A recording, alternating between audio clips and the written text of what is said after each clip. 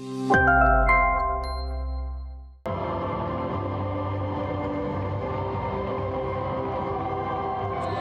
نشد. بازی اول بین قرقیزستان و ازبکستان بود که اونجا ازبکستان با حساب 8-2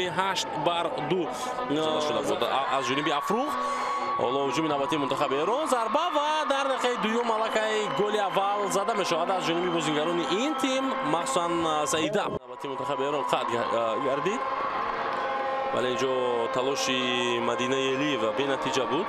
هجوم نوبتی ایران پس با داخل جریمه‌گاه امکانیت ضربه و چگونه آسان سورو خطا رفت و حمله منتخب ایران کمی خوب سوزتر شد. باز یک ضربه دیگر از مسافه دور و این دفعه فاطمه رحمتی برطرف شد.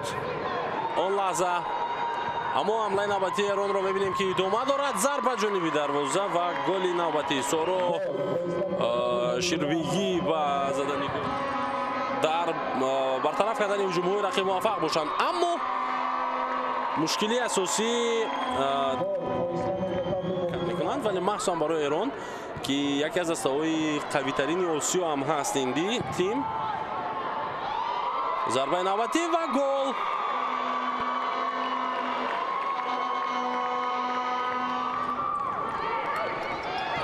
توپ را از دست داد بازیگر مو تحت شماره 5 بنظیر جمعه‌خانزاده و نهایت این اشتباه گل نوبتی تیم منتخب ایران.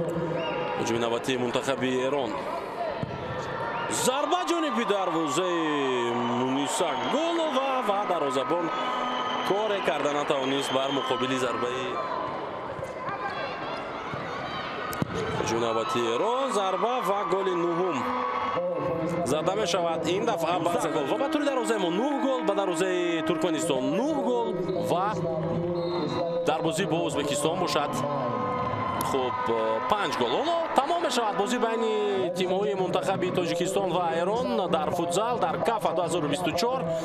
تبریک میگیم تیم ملی ایران رو و واقعا ارزنده بودند بازیگران منتخب ایران در کاف 2024 و آنها توانستند که قهرمان این مسابقه گردند.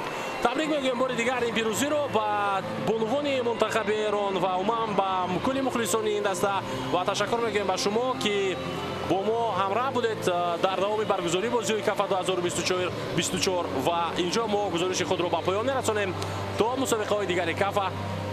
خیر.